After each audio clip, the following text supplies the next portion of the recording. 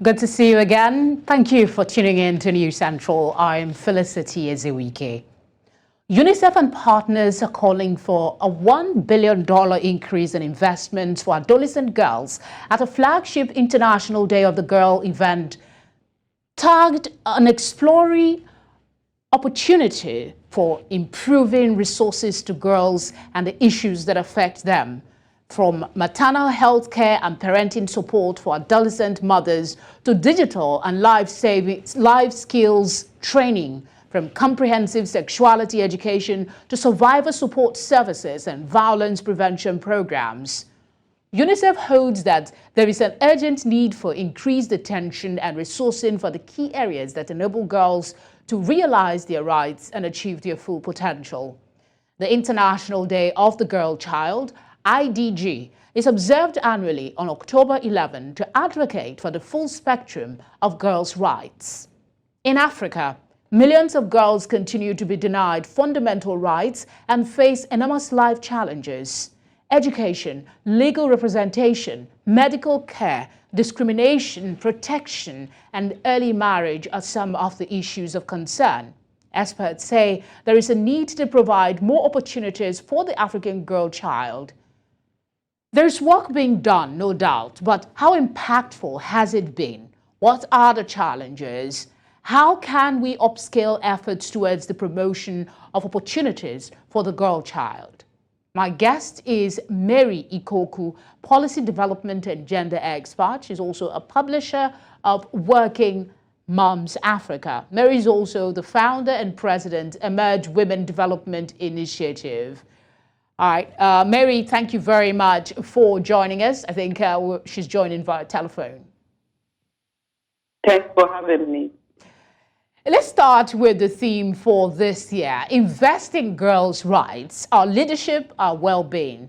What's your understanding of the motive for this choice? What that theme is about, really, investing girls' rights, our leadership, our well-being. Basically, the motivation behind the theme is to highlight two crucial aspects of the lives of girls all over the world. First is that it underscores the vital role that girls could play in leadership. They play this role in driving positive change and achieving gender equality by empowering girls to become leaders and decision makers. We can also ensure that their voices are heard in matters that directly impact their lives and the communities that these girls belong to. And secondly, that theme also emphasizes the significance of investing in girls' well-being. And this, when we talk about girls' well-being, this encompasses a wide range of aspects, including their physical and mental health, education, safety, and empowerment of the girl child. So by this team, we are trying this year to focus on ensuring that girls have access to proper health care, proper education, and a supportive environment. We can enable them to reach their full potential and build a more equitable society. Pretty much what motivated this is the motive behind choosing this team, is basically to inspire action and encourage government, organizations, and individuals, including communities, to prioritize the rights of girls, providing them with the opportunities and resources they deserve to thrive. So for investing in girls' rights, we are not only empowering them individually, but also working towards a more inclusive and a prosperous future for everyone, not just the girl child. So you get it right with the girl child, you get it right for the whole world. Indeed, if you get it right for the girl child. To inspire action really requires that there is some challenge. So what do you think are the most significant challenges facing the African girl child today that requires urgent action? Well, the challenges facing the African girl child today, it's something we've I mean, the multiplicity of events, issues, and inaction by every one of us. I was once a girl child. Today I'm a woman, grown woman, and I'm still dealing with the issues and challenges that I know that we face as younger girls, and even as women, those issues are still prevalent. You know, so we're looking at some of the challenges impeding the progress of the African girl child. We're looking at education, because if we can highlight the importance of providing equal access to quality education for girls in Africa and the impact education has on their empowerment, their independence, and their future opportunities, we can't overemphasize that. So education is one prevalent challenge that we have. And then the other one, we look at the ending the girl child marriage, which is also very prevalent in Africa, particularly even in Nigeria. So this time is a call to action to shed light on this particular kind of challenge on child marriage in Africa. But we need to emphasize the need for legislation and enforcement to prevent this harmful practice. So we need to look at it holistically and not something we do only on International Day of the Girl Child. We look at it holistically. In other days, every other day, we should be discussing the long-term consequences of child marriage on girls, physical and mental health, all of the things that it does to the young girl, as well as their education. You take them to marriage, they start having children, start nurturing those children. Where do their life as girl child begin and then dovetails into adulthood? They've never been even children. So the younger... Interject quickly so we can press this down to maybe some specifics. Education is at the heart of everything you've said, including if a child is educated, the child knows that being taken away as a young child is not acceptable. Absolutely. African children generally have this challenge, but you're domiciled in Nigeria, and I would like to ask a few focused questions as regards this, because, again, education is key. What is the situation in Nigeria today in consideration of the impact of conflict in parts of the country as it impacts the girl child? So now you can see the consequences that we have when there is insecurity. We deal with or it brings up forth other challenges. And when there are insecurities, it also impacts on the girl child. Nigeria has faced various conflicts, particularly even in almost every part of the country. In the northeastern region, we have the issue of the Boko Haram insurgency. And in the Middle Belt region, with clashes between farmers and herders, these conflicts have had very tough, significant impact on the country, including the socio-economic development, security, and humanitarian situation. And that leads us to where you have the out-of-school children. And then you have our young girls who are being picked and abducted while they are in school. So conflicts like this disrupt the lives of millions of people, with women and girls often being the most affected. So the conflict-affected areas, you can see, access to education, healthcare, and basic services becomes severely limited, So, and it excavates existing gender inequalities, which now makes the girls may become even forced to drop out of school. They are faced with increased risk of gender-based violence and experience trauma and psychological distress. So conflict, I think, is at the heart of what even fuels the challenges that is impeding on the progress of girl child education, because the displacement of communities causes displacement, causes all these disruptions, causes internal displacement and refugees crisis. So whether we like it or not, conflict will not diminish in the near future. I mean, we see we're solving one another, is rearing its ugly head. We're trying to solve one problem, another comes. In spite of this, we need to educate the girl child. Advocating for the girl child has been something that's been on for decades. We talk about the Day of the Girl Child that we're commemorating now. And I want to know if there has been any worthwhile progress. Let's focus on Nigeria for a bit. In the last 5-10 10 years, for instance, in enhancing education opportunities for girls? I can tell you that we've not made huge progress, but we've made some progress.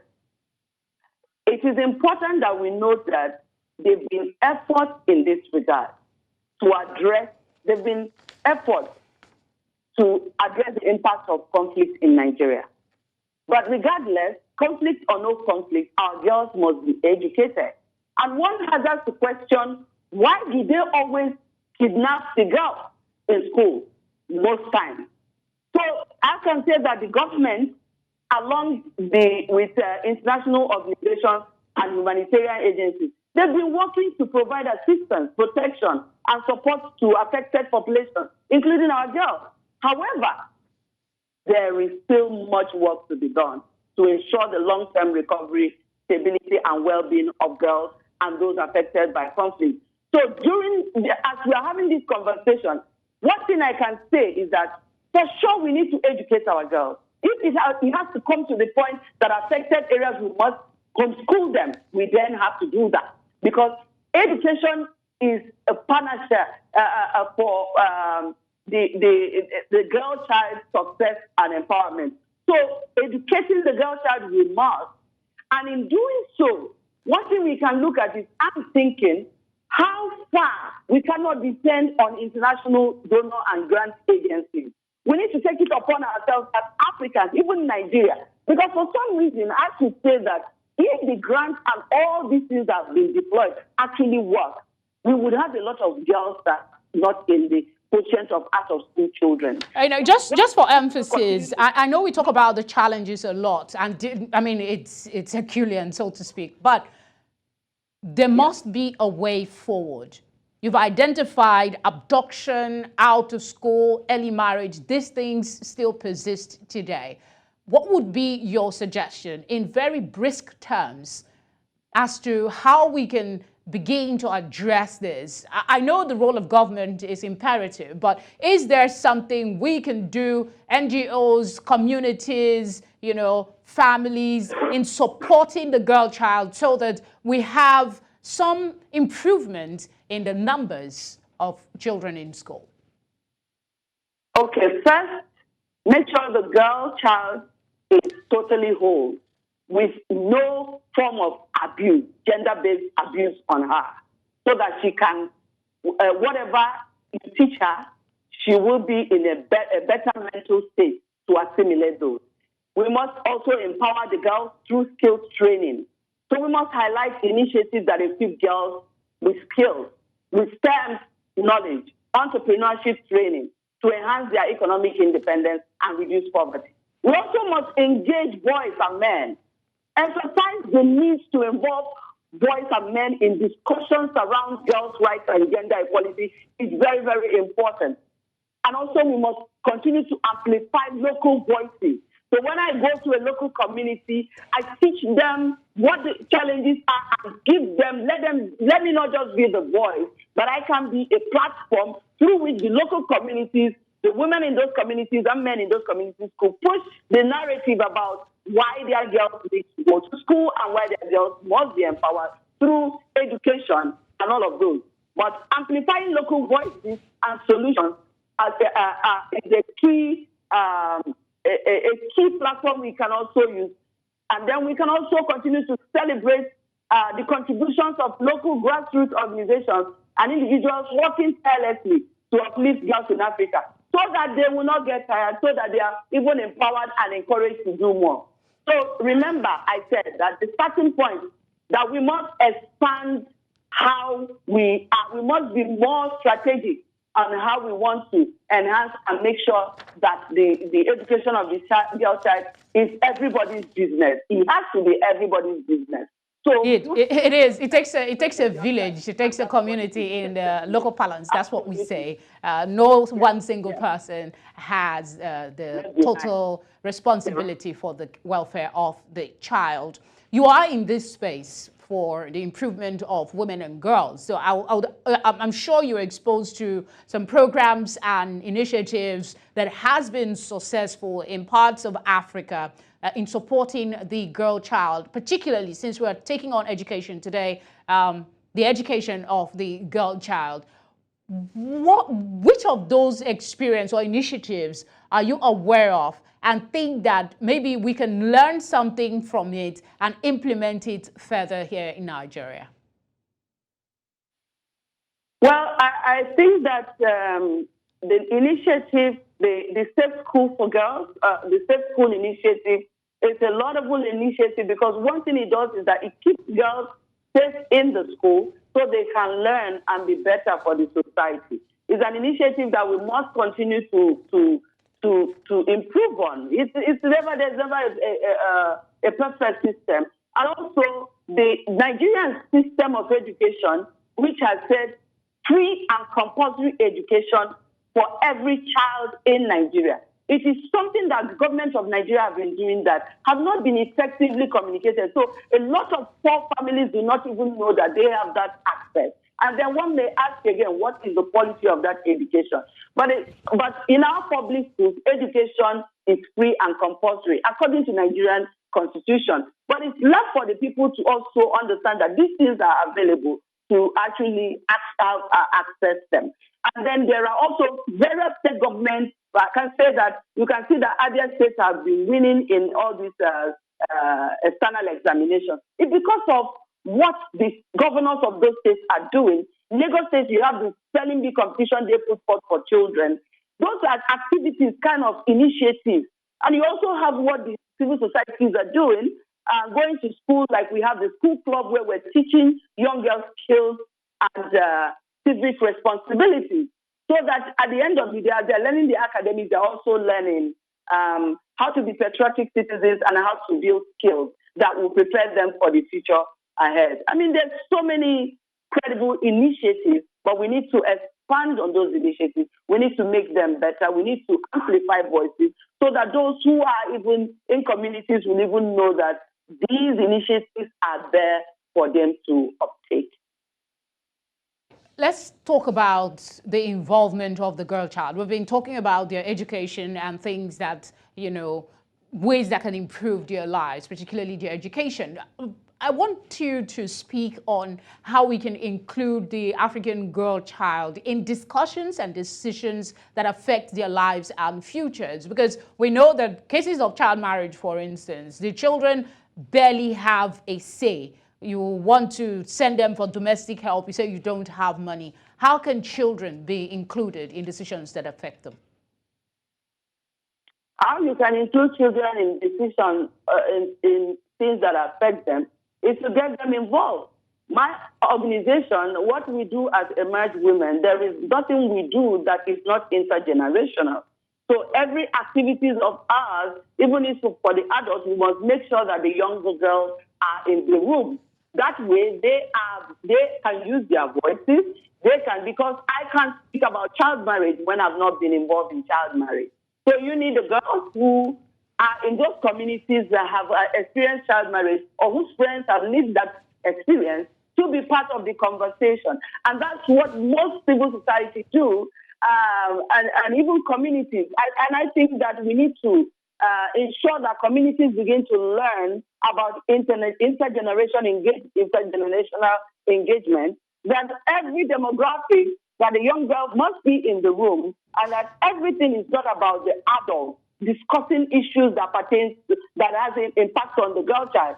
Mary, quickly, I want you to speak in 30 seconds if you can. After we finish talking with you now, we'll be talking about the World Mental Health Day. I want you to speak generally on what can be done to support the mental health of the African girl child, particularly when you see the influence of social media, all kinds of information out there. There is no filter. Well, I'm glad you asked this question because I think that even the issue of mental health, some of the children are even, I think their mental health starts getting, being touched right from their homes. where they are also saddled with certain kind of responsibilities. Even sending a list to be house help, it's going to affect that child. She doesn't think she's worth much more than that labor that she's doing at that young age. And then when you even put out a girl in marriage, she hasn't been a child for too long, and then she has to deal with adult responsibilities. It distorts everything about the life of that child. She gets scarred. Her mental health is completely whacked because you are in a society where she has to deal with issues of pregnancy, issues that will never leave an indelible mark in her life. And you haven't been a baby, then you start nurturing a baby. Baby having baby. It does not make any common sense. So they're going to deal with a lot of... We're out of time, Mary. Sorry to interject again. When you are raped, you cannot speak out. It's also a problem. Okay, I don't think Mary can hear me, but I mean, she has reiterated the importance of mental health. Everybody has to take care of their mental health, especially for the girl child. Thank you very much for giving us your time. We appreciate it. I do agree that the world has no future without empowered women. Girls become the women of the future, and what we do now does matter.